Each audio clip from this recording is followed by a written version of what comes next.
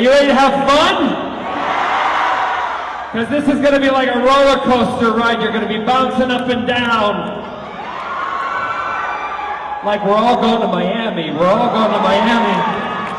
No, everybody's coming to Puerto Rico. Coming to Puerto Rico. I'm really excited to be here. I know I've been they wanted me to come here for a couple of years, and I haven't been able to, yes? And when we heard and saw the incredible devastation that you suffered with the hurricane, and we felt for you, and all of my friends who I know from Arrow, people from Doctor Who, all sorts, they said, are you gonna go? I said, yes. We need to bring business and people back to Puerto Rico. So, we might be small, but we are mighty, right? If you follow me on Instagram and on Twitter and all the different places, you'll see that I end it with #51. Yeah? Because a place as beautiful as this needs to become a true state of the United States of America. Oh, there was mixed opinions there. Some yay, some ooh. I just want you to be a total state so I can buy a place here and live in Puerto Rico. Can you imagine? Can you imagine me living in Puerto Rico? Can you imagine that? Big homosexual on the beach, me. Hola, welcome to Puerto Rico, grande maricón.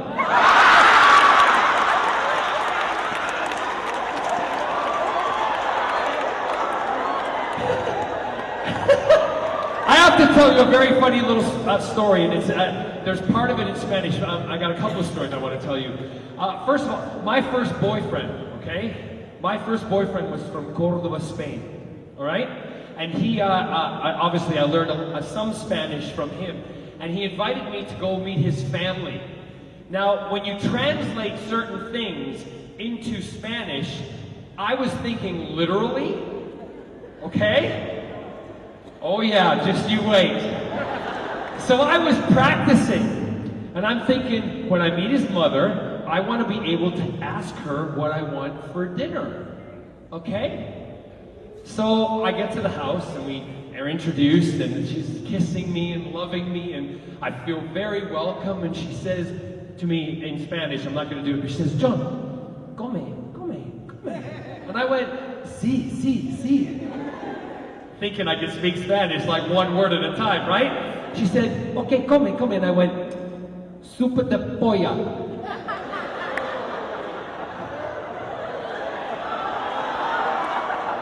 Pollo is chicken, right? Polla is big chicken. In Spain, Paco, as he said, walked over to me and he went, John, you just told my mother you want dick soup. I'm like, well, what's the problem? I'll be having it tonight if you're lucky. Anyway, so that's my little funny story. And you all know I turned, I was 51 last in March, yeah? I know. Half a century, I look great, thank you. If you said I didn't look great, I'd be like, fuck you, okay?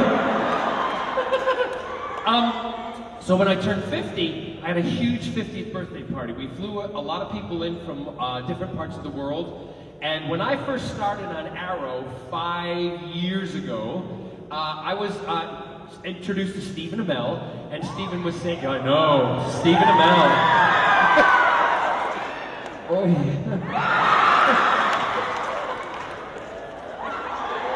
I hope you're ready for me, Puerto Rico. I had somebody yesterday went to me, came up and said, hi, it's very nice to meet you. Welcome to Puerto Rico. And I went, this is my husband, Scott. And I went, you're gay?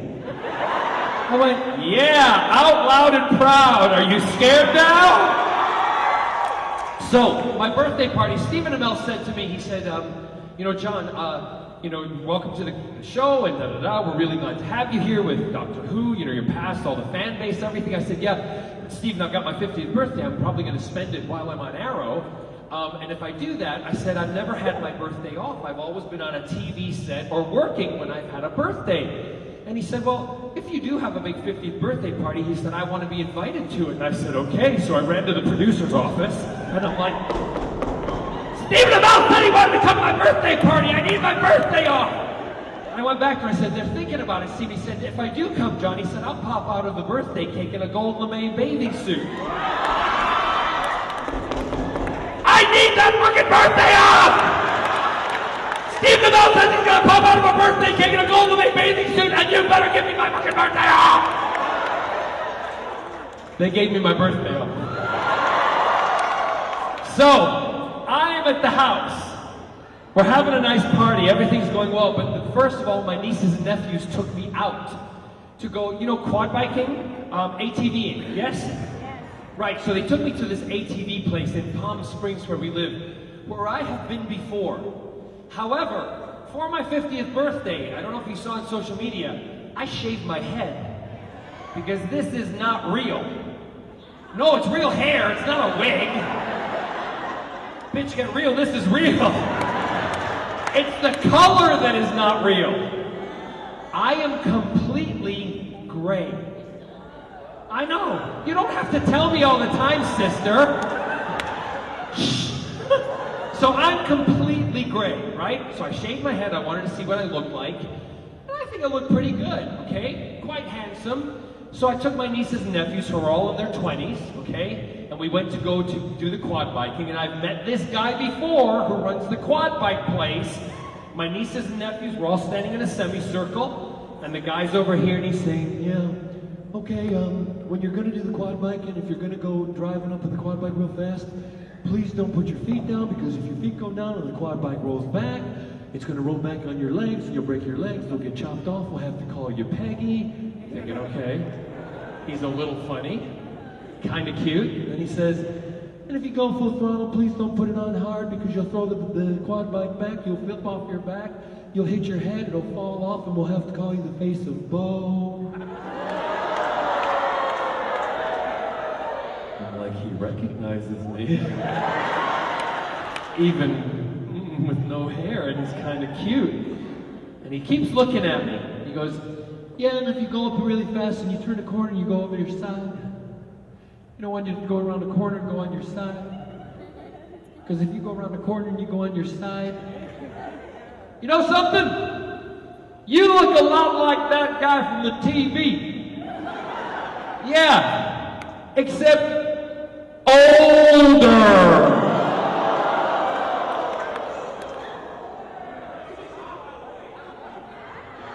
Might be hot for someone, but being told you're fucking old in front of your family ain't fun at all. And I looked at him like, really? And as he said that, my nieces and nephews all went, oh.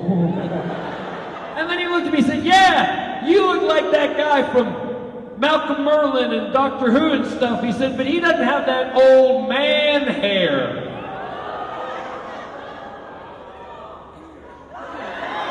I said to my nephew, Turner, come here. She's like, what, Uncle John? I said, Turner, tonight, about 2 o'clock, we're coming back here. And we're going to show him how old I am, because he'll be sleeping and this old man will be out slitting all the tires to all his ATV vehicles. Turner went, are you serious? Are you right? I'm like, totally serious. Let's do it. Next day in the headlines. Man in a blue dress vandalizes ATVs in Palm Springs. It wasn't me. No, it wasn't me. I paid my nephew $500 and put the dress on him and told him to do it.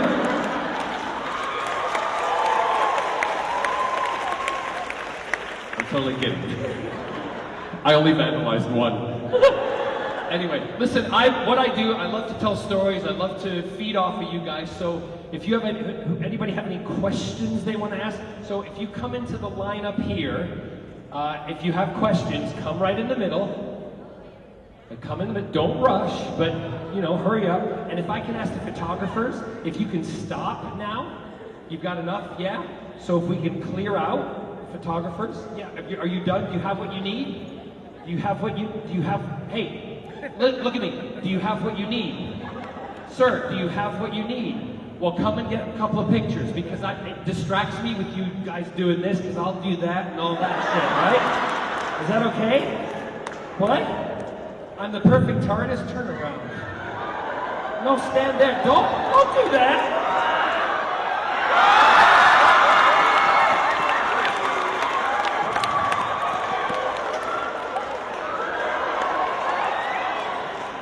I'll show you a perfect fucking TARDIS.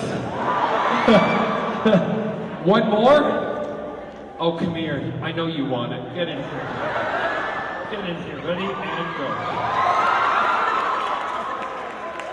Actually, can you turn around?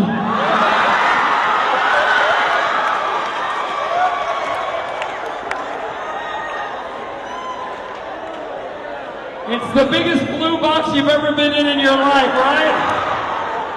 Actually, also close those doors. I don't want any kids seeing this. Shut the door.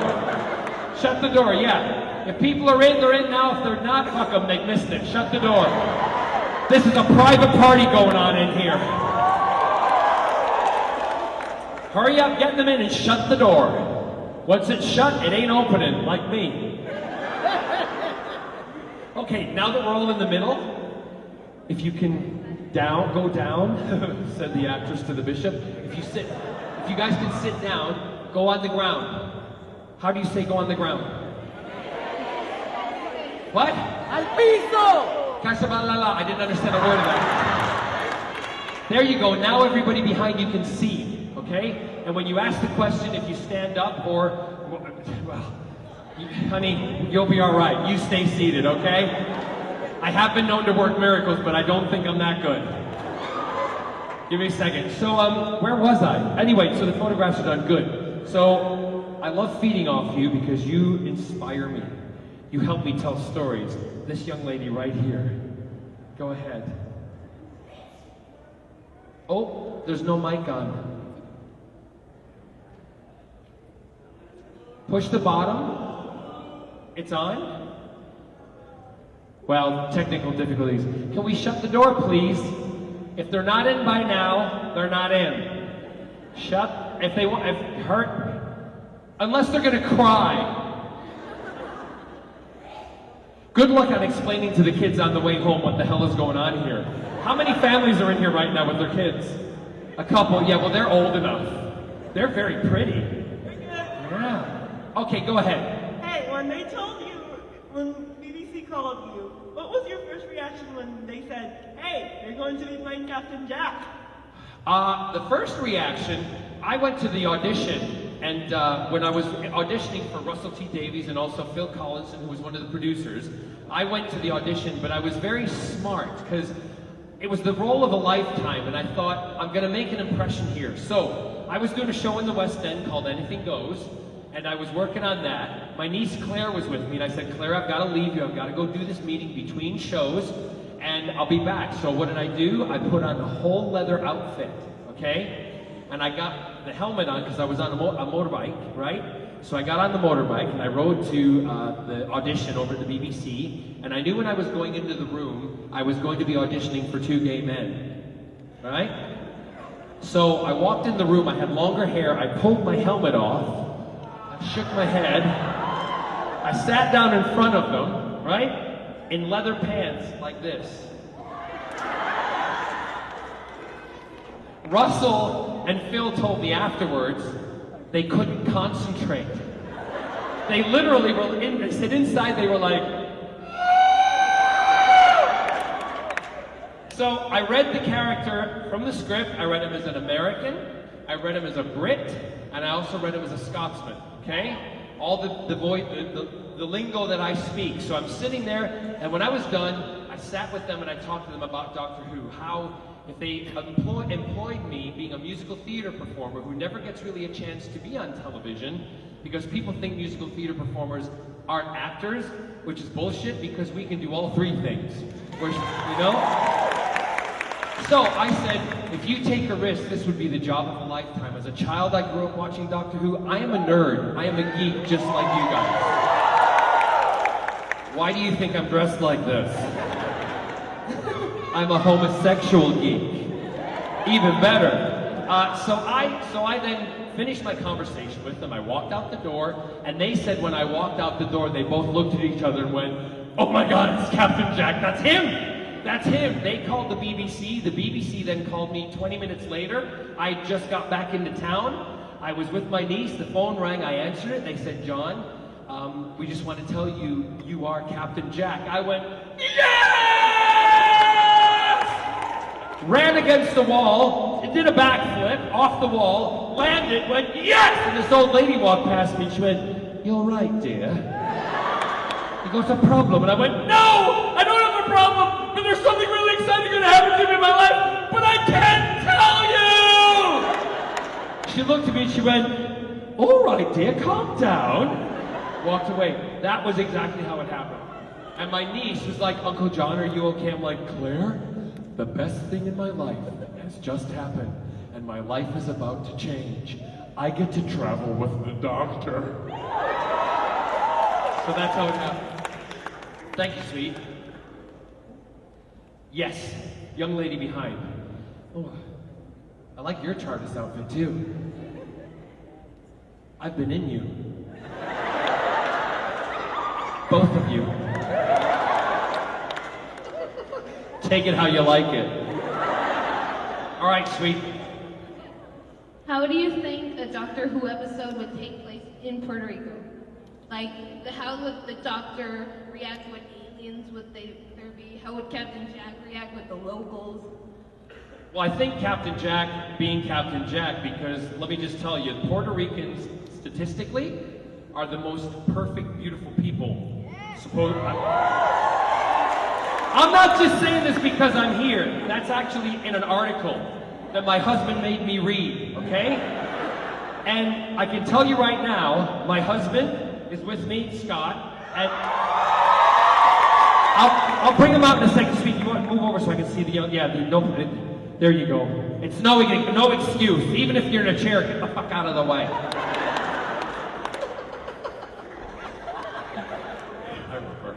Okay, so how would he, with that in mind, I think Captain Jack would be with every single person that he came across in Puerto Rico, okay? Puerto Rico would have a lot of Jack in them. And Jack would have a lot of Puerto Rico in him. Okay? Or on him, whichever way you want to look at it. The episode, I don't know that much about the island. However, what would be really cool is to take something, because we've done this with Torchwood before. Have you ever heard of a place called CERN, which is the Large Hadron Collider in France and Switzerland? I've been there as Captain Jack. I went down to see where the atoms were going to collide and explode. And I was one of the only people to do that because the scientists were such fans. We wrote an episode about a world being created in that collision that aliens came out of into the real world. This is what I would do. I'd go back and do something like with the hurricane, make it relevant, that it's something to do with an alien storm. But even though the devastation is coming through, the aliens are they're gathering stuff. They're gathering for things for their planet. To make it kind of relevant. That way people who watch it are like, wouldn't that be kind of cool if that happened? It would make the bad thing turn into kind of a little awesome. And it also, in that way, with me, with storytelling, like the books that my sister and I write, all the other stuff, it makes people understand what actually happened, which is great about science fiction. We can tell stories and educate people through science fiction by telling a story, and I think that would be wonderful. But my best favorite part would be doing it with all the Puerto Ricans, okay? While the storm clouds gather, I'd be like, yeah, okay, Puerto Rico. Thank you, sweetheart. Thank you very much. Yeah, actually, if you can help position my lovely young lady in her spot, that would be awesome. There you go. Yes! Captain Spider-Man. Sure. Yeah, look at you. Well, Don't pull it down. alright. No, stand up, baby. This is what I love about Puerto Rico, because all the rumors are true.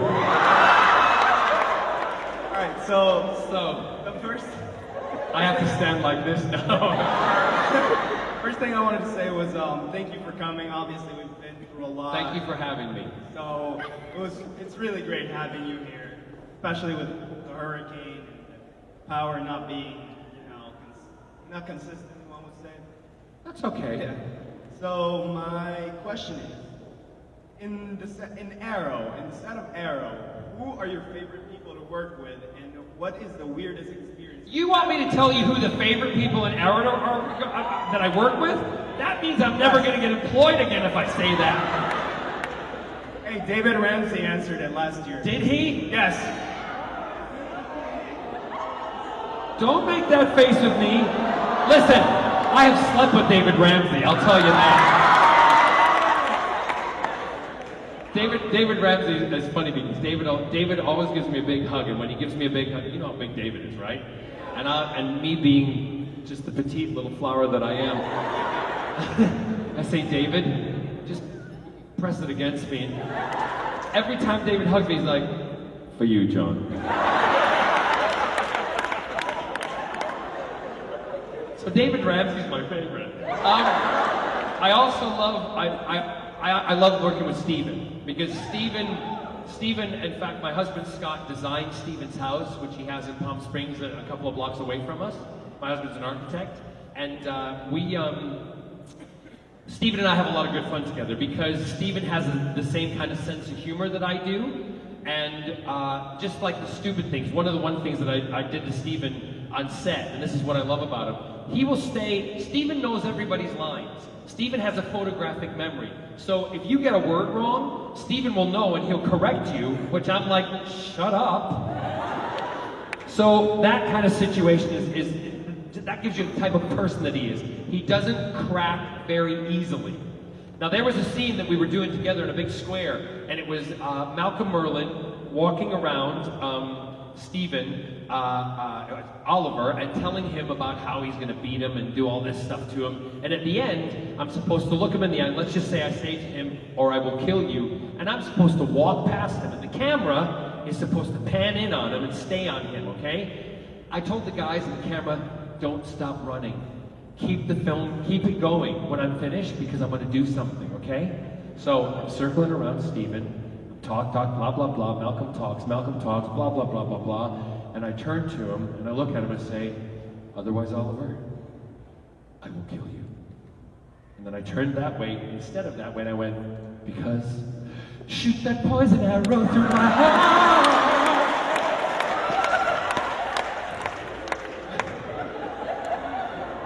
Steven. Barrowman.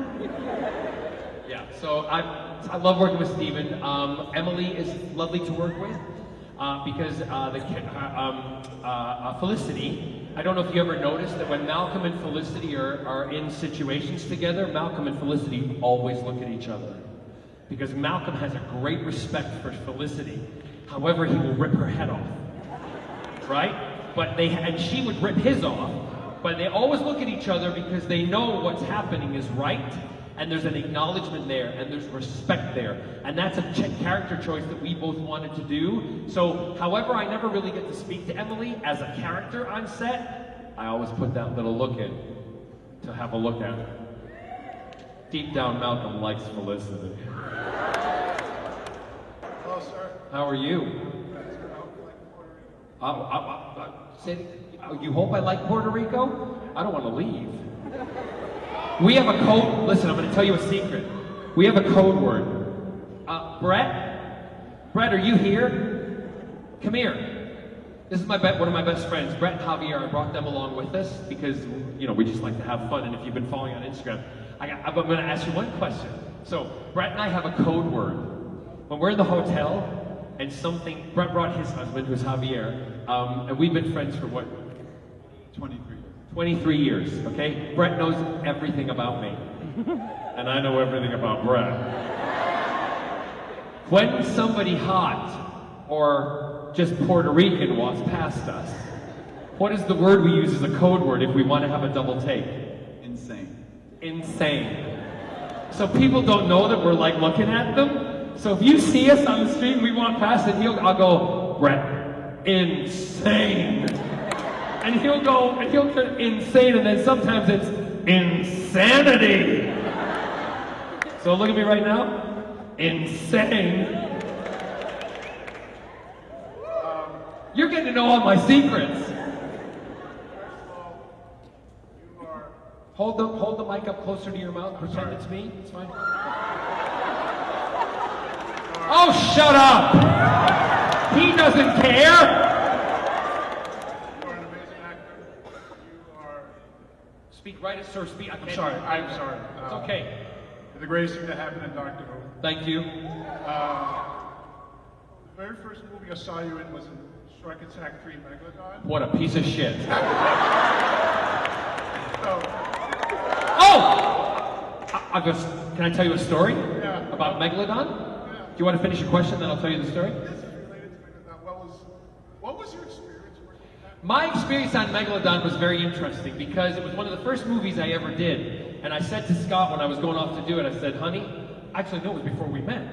I was like, to my agent, what am I going to do? And he said, you're just going to go do it. You're going to do it for cash, okay? I did. It bought my first house, okay? That was it. I mean, it wasn't a very big house. It was a little what we call a condominium here, and it was small. It was like a studio flat condominium, right? You know what I'm talking about? But it was mine, and I did that movie, and I felt I earned it, and it was a big deal for me. However, working on that movie was a piece of shit. Imagine. But that movie became one of the top 5 movies in B-rated movies in the history of B-rated movies. Also, the line that I added that wasn't in the script. How many have seen the movie? Okay, I'll tell you this little story. The girl I worked with, here's me having to do a bath scene with her, make love to her, do all this stuff. Totally not interested, right? Totally acting. She'd had so much Botox, her body couldn't move, right? She was completely like this in the bath with me. So I'm having to make love to this. Well, the director says to me, the next day he says, John, I need a reaction from her. Can you do something to make her react? I'm like, no problem. So I get out of the car in the scene. I'm supposed to walk up to her and deliver a line that's meant to make her react, that is not in the script. Okay? Get ready for this. All right? I get out of the car and I walk over to her and I go, hey, I'm totally wired. What do you say I take you home and eat your... Right? This was her reaction.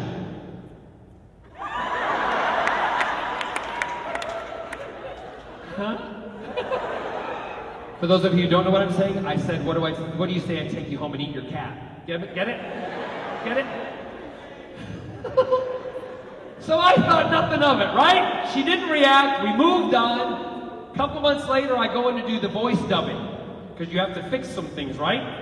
And I walked in and they showed me this scene. They kept it in the movie. They kept it in the goddamn movie. They had me dub for television, right? Here's the dub line. Hey, I'm really wired. What do you say I take you home and watch I Love Lucy? The gayest line in the history of B movies that you could ever say, and I'm about to go make love to a woman in a bathtub and I want to watch I Love Lucy with her. That ain't working, right? So that was it. But that line, the cat line, you know what I'm saying? The cat line became one of the top 5 lines in B-rated movie history. And it was my nephew who came to the house with my mother and father, his grandma, grandma and papa. And he came and he went, Uncle John, it's amazing news. I went, what's the amazing news? What school are you going to? He said, no. I have to say the word. Is that okay? Okay, because it makes his life funny. He says, Uncle John, oh, it's amazing. I said, what school? You got accepted to college? He said, no. He said, the line about the pussy. It's hit the internet. It's gone viral. You're really famous. I'm like, Turner, I'm already famous. I don't need a pussy to make me famous. My mother and father are like this. You want to live my life. You want to be at my dinner table when they're talking about cats. Thank you, sir. You're very welcome, and thank you for watching all this stuff. I appreciate it. Have a good day. Next, yes. I'm afraid I'm going to slip and fall. If I do, will you pick me up? By the way, I have to show you. Okay, I'm gonna show you. Shut up. I have my doctor underwear on. I won't tell you who's got prime position, but it is David Tennant. Anyway.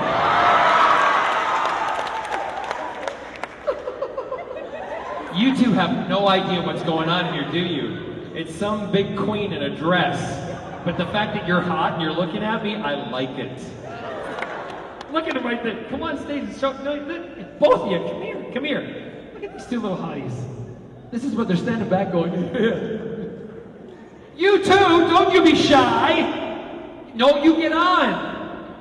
I show that I'm diverse. Look at those two. Dirty birdies watching from the side. What's your name?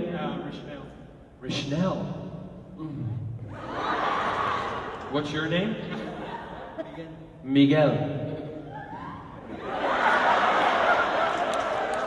What is that?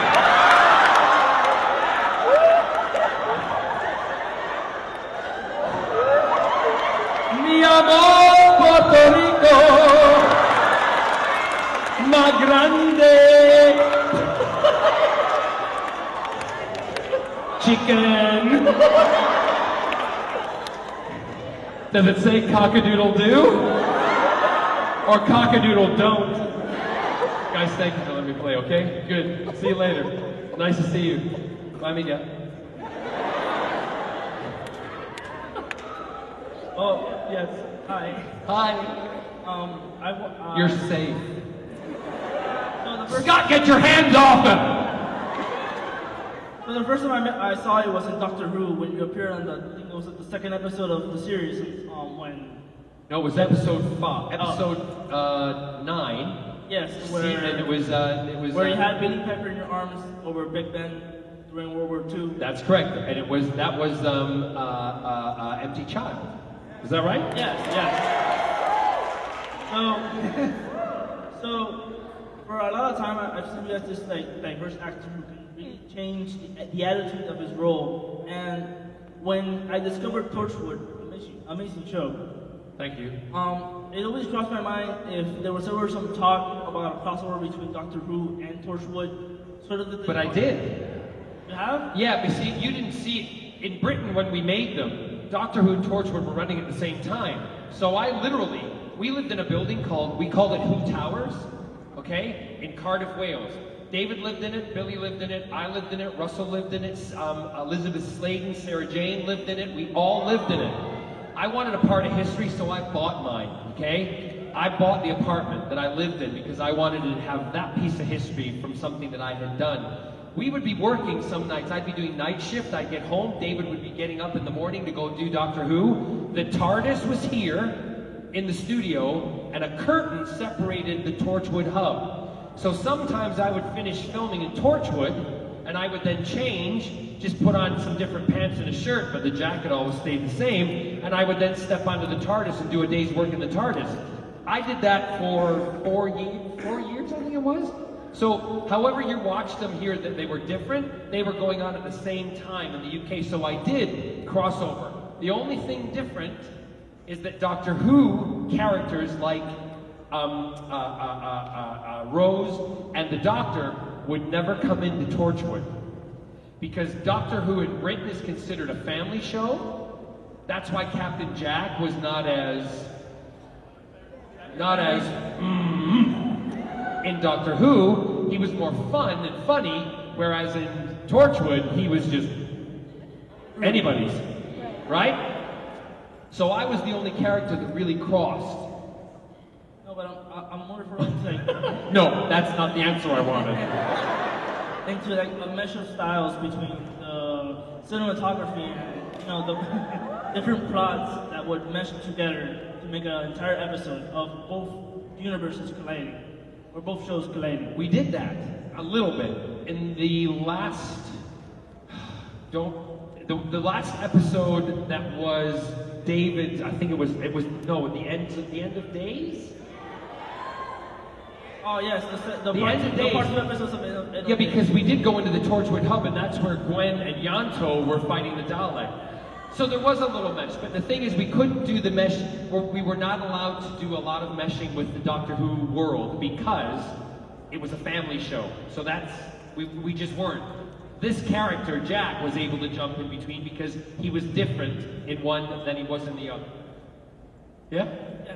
Sorry. Might not be the answer you want. Okay, that's all right. Thank you, though. Thank you for everything. You're an amazing person and an amazing actor, and thank you for coming. Thank you very much for having me. Bell! You know I was the Beast in London. Yeah. I was the Beast in Beauty and the Beast on the stage version in London. Yeah. Yes.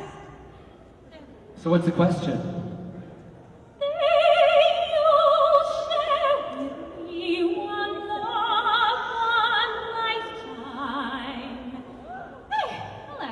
Turn your head with talk of summertime. Say you'll need me with you here beside you. Anywhere you go, let me go too.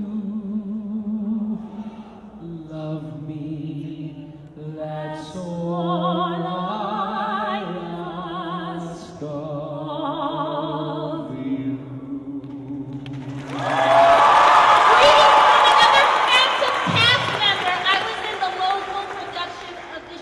Were you? Yes. Awesome. Is there like a theater scene in Puerto Rico? Yes, GFB Productions. So big productions do come to Puerto Rico, or don't they?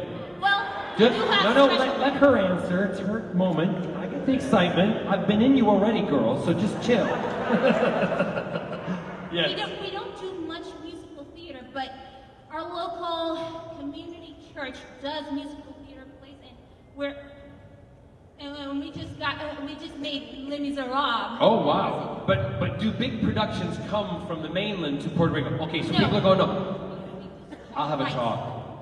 Also, No. But listen, if there's a big enough theater here, it would be great to have. That's something. Can you? Well, you know Lin-Manuel. yes, I did meet him once. Has he come here to do? Yes, in the He's Heights. going. And he's gonna produce Hamilton. He's gonna star in it. Say it again. He's gonna star in Hamilton again. And you know what? That's the kind of shit that you need, right? Because when people see that, and I say this as a fan also of Hamilton, and I love Lin-Manuel.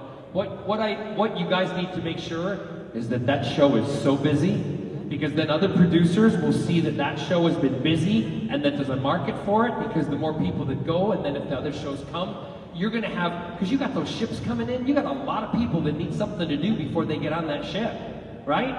And it's not all about buying coffee mugs and keychains. Get them into the theaters, get them into the restaurants, get them into all places. Also, Get them out of the port do you have a and into the Yes. Do you have a favorite memory of Phantom? I or do. Beauty and the Beast? I have a favorite memory of Phantom. I don't know if I can talk about it. Listen, I've already talked about it. It's already out there, okay? So I will tell you, but I hope I don't offend anybody, okay?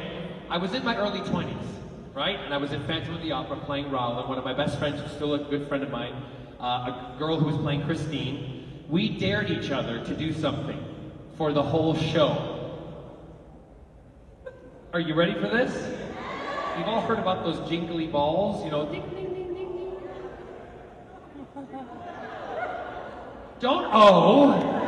This is life.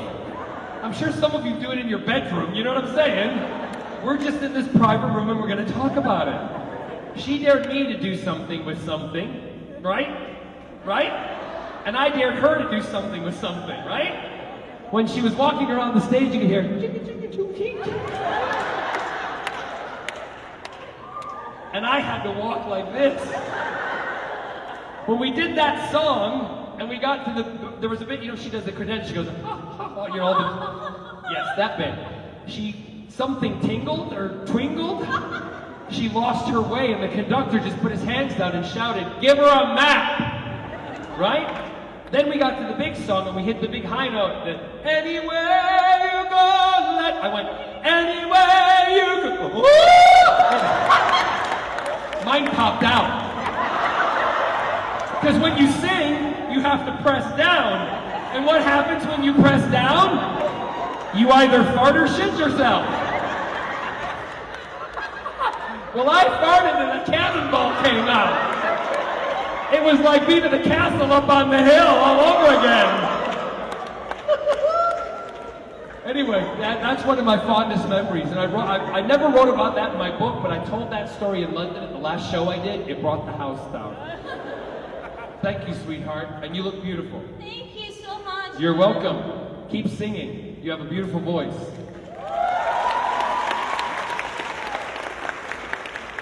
Yes. How old are you? 17. 17. Okay, I'm just gonna stand here. 18's the legal age, isn't it, here in Puerto Rico? You're such a good boy. What? 18? 16? Oh, hello, okay.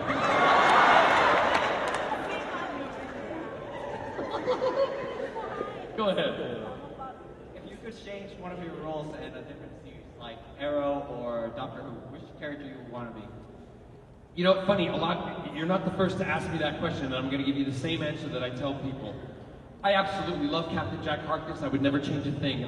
He changed my life and put me on a map and on a planet to where you guys have recognized him and love him. I love that. I would never change that. Malcolm Merlin, completely opposite. Captain Jack brought me to Malcolm Merlin. The producers liked Captain Jack and liked me, so they gave me Malcolm Merlin. I love being an asshole as Malcolm Merlin. I love it, and I get to do things that I would never get to do as myself or as Captain Jack, so I wouldn't change it for the world, right?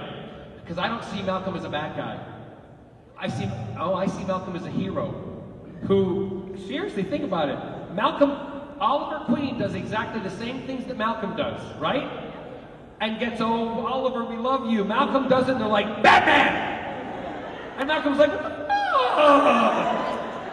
so, if anything, I would like to be Malcolm, but in a really tight black outfit, like Oliver's, and stand up to him and go, I'm coming for you.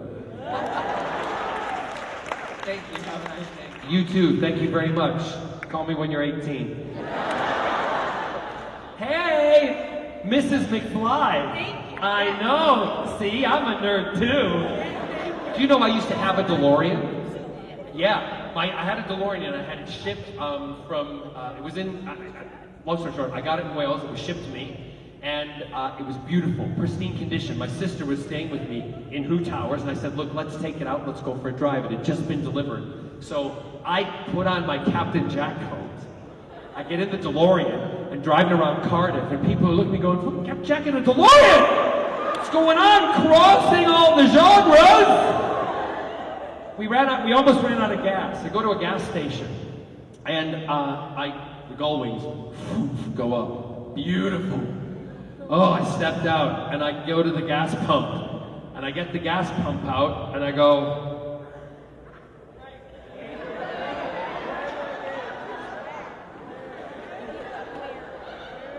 where's the fucking gas cap? And I'm walking around, put the gas cap back, I'm walking around the car. A DeLorean, if you don't know, is all stainless steel, right? No joints, nothing. I'm like, oh my God, where's the fuel thing? I'm looking in every crevice, every hole, I'm doing it. I had to call the guy in Ireland that I bought it from, and he said, I've got a mate who will come to help you. I'm like, I don't need help, just tell me. He said, no. My mate wants to come help you.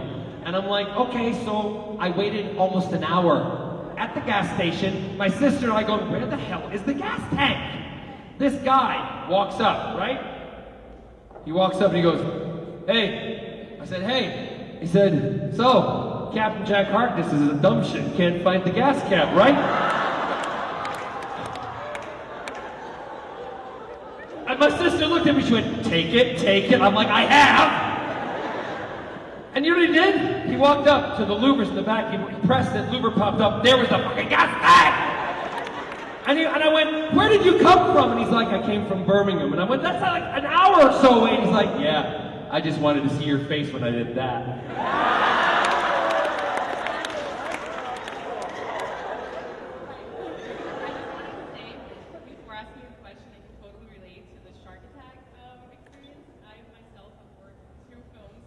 Park Attack films. And Have you? For that same company? No. Okay. for sci-fi. Okay. For the Sci-Fi Channel shark movies are good. Yeah. I love Sci-Fi Channel do some awesome stuff. If you watch Krypton, I really like it. It's also good eye candy in that. Yeah? Totally. So I wanted to ask about stunts. A little, yeah, go ahead. Stunts, right? For Arrow. Yeah. Do any of your own stunts? We all do most of our own fight sequences. The problem I have is being a dancer. When I'm taught everything is up as a dancer, right? Whereas in fighting, you're all down. So at times when I'd be fighting with Steven, our stunt coordinator, Bam would walk over and go, Barrowman, let's go. Thank you so much. And I'm like, what is fighting? He's like, just keep going. Really down. Think your ball's on the floor. There you go, like that. Just drag it. Like, that's not a problem, Bam. Thank you. Yes. Hi. Hi. I just wanted to see, as Jack, how do you think he would interact with the new doctor? Easy. New doctor's there. Okay? He'd walk up and he'd go, really? I can work with it. Thank you, you're awesome. Thank you for coming. Thank you. See, I've thought about that. Yes. Hi. How old are you? 15. Oh, Jesus. So I've heard that Willa Holland and Stephen Biddlemel said that you're kind of funny in the show, so they crack up laughing. Is there like any moments where they have to laugh uncontrollably that they couldn't even do the scene? Yes. And I'm going to tell this one. It's a sequence where Willa was actually dead, and Oliver's carrying Willa. And it's me and David Ramsey. David Ramsey's in the back here, and Felicity's behind Oliver, and Oliver's carrying him to the League of Assassins to go to the Lazarus Pit, and he's going to put it in the Lazarus Pit and resurrect her. You know where I am, right? Okay. So we're back there. Steven's up front. There's a bunch of extras, and it's like 3 o'clock in the morning. Okay, we've been eating Mexican food. Yeah. At least I think it was Mexican food. But it was food that was spicy. David Ramsey and I are in back. Steven's got a lot to say. And when a scene's shooting that way, you have to be in the scene because you're in the background. So all of a sudden we're walking and we're shooting. We're like 5 takes in, okay? And we've done all the wide shots. We're doing the semi-mid shot, which you can still see us, and we're walking. And as we're walking, Steven's carrying Willa and he's talking, and I'm walking. I say, David, what? David, I got a fart. He said, really, man? I said, yeah, I got a fart. I totally got a fart. Just do it. I said, well, if I do it, he said, what was it going to smell? I said, no, mine don't smell. Scene going on. He said, what do you mean yours don't smell? I said, I'll tell you later, but just they don't smell. He said, well, just do it, dude, just do it. So we're standing there, and we stop. Scene still going on, right? And he goes, rip it. I'm like, yeah, just, if you watch it, you see Malcolm do that, right? And he says, rip it, and I go,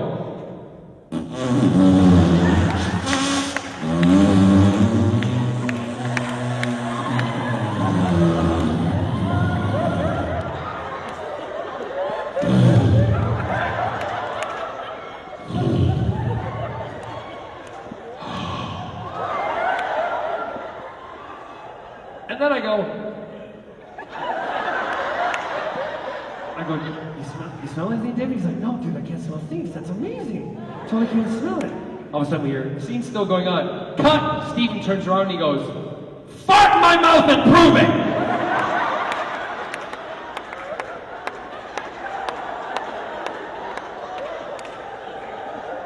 So that became a thing on set. When we'd be on set, and if we were in a scene, and it was getting a little too much for us, we'd walk up to each other, just in the scene go, in different ways, fart in my mouth and prove it.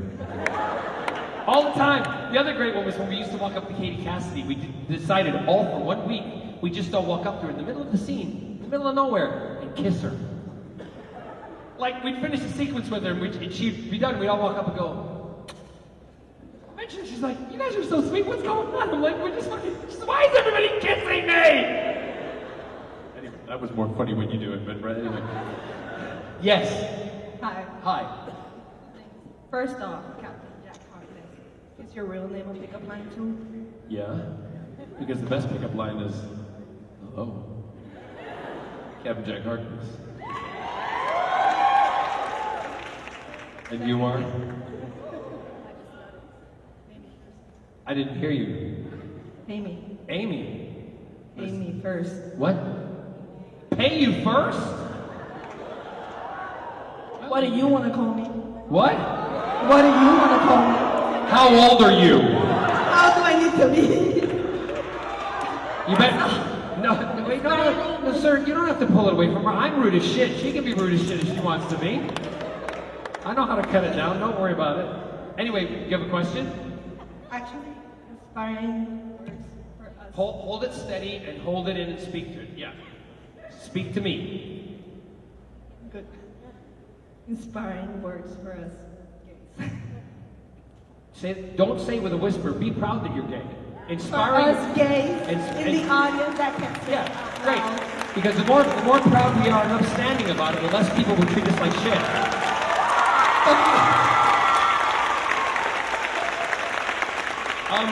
Inspiring words, easy. Be yourself.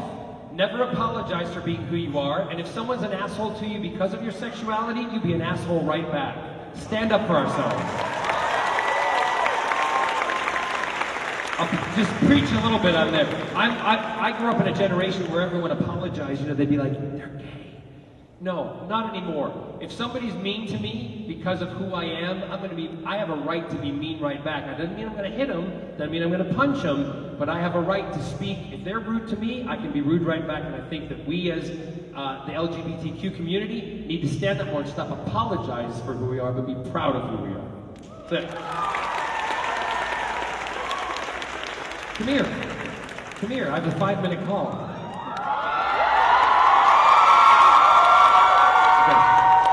Because this is my husband Scott, and we've been together for 25 years. And when equality in the marriage law passed, we went out and got married right away because we wanted to prove to everybody that it's not just a fad. That if everybody loves, we can change the world, right? And that's it. So this is why I say be proud, because we never apologize, do we? No. Do you want to wait? Sit, have a seat. Just sit there. Yeah. People want to see you. Yeah, in a minute. I've got 5 minutes left, and I'd like to sing a song for you. Is that okay? However, I'm not going to get to everybody, and I apologize. But second, if we can do this, we can get quick fire questions. Ready? Just ask the question. Go. Okay. Go. Well, what advice would you give to someone who's studying theater?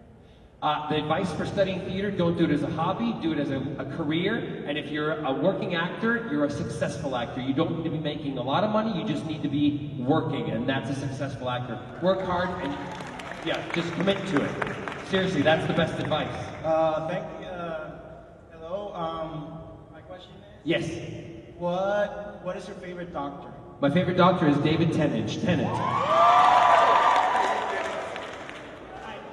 Just rapid questions. I want to get through them. Have you ever been discriminated by your sexuality in your career? Or If it's happened to me in my career, I haven't known about it, but I've never apologized for being mean. If somebody doesn't like me, the big lesson I learned in life, that was a good lesson, is not everybody's going to like you. And once you accept that, you can live your life free.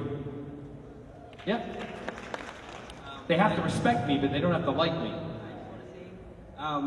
You're the greatest asshole hero there is. Thank you very much. You're the greatest.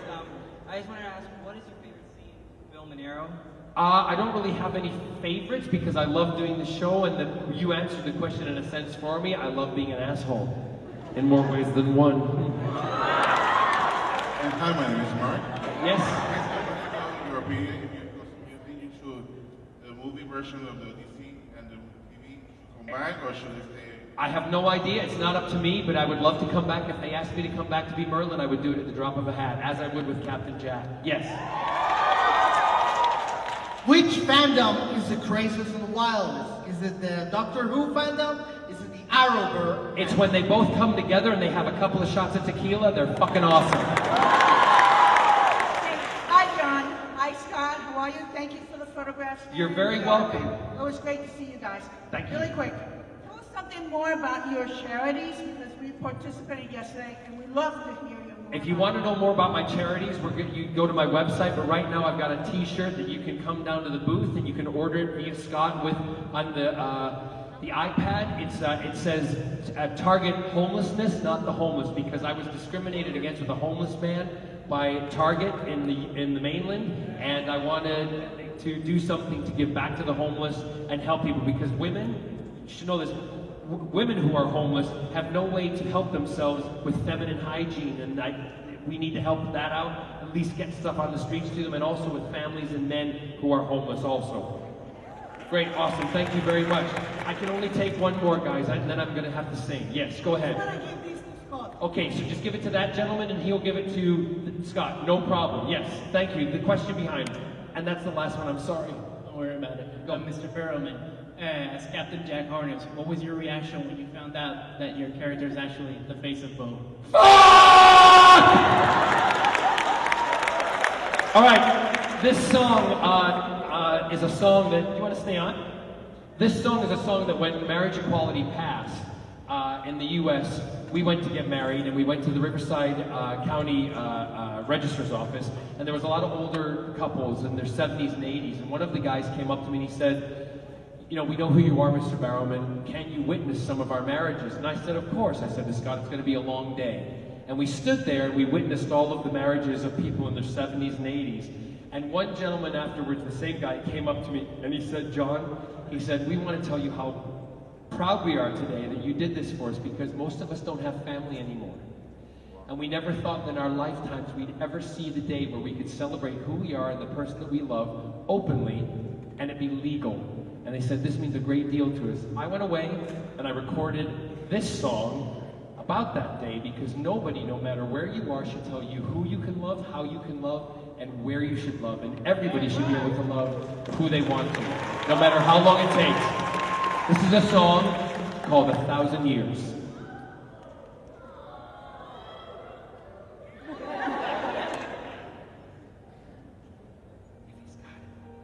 Can you turn it up? If you go back and start it again, please, and volume right up. Louder.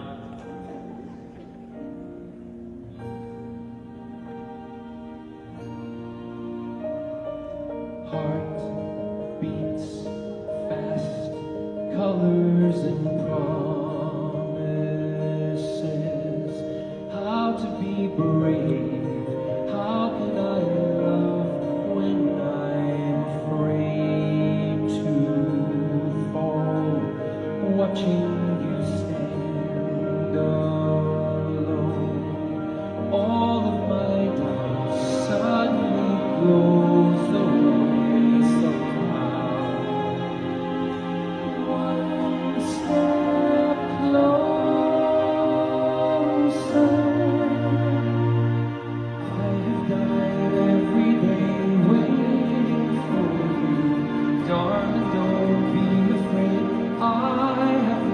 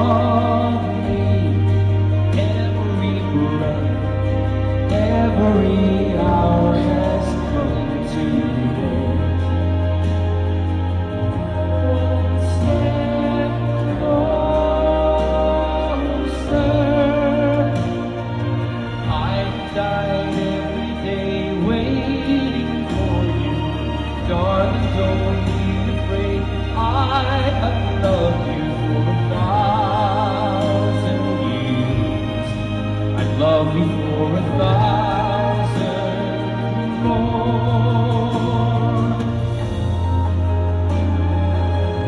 One step closer.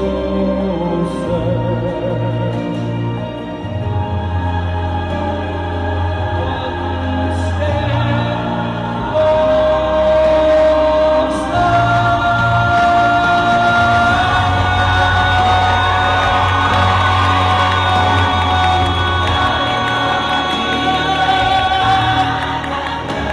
For 1,000 years, I'd love you for 1,000 more. And all along, I believe I would find you. Time has brought your heart to me.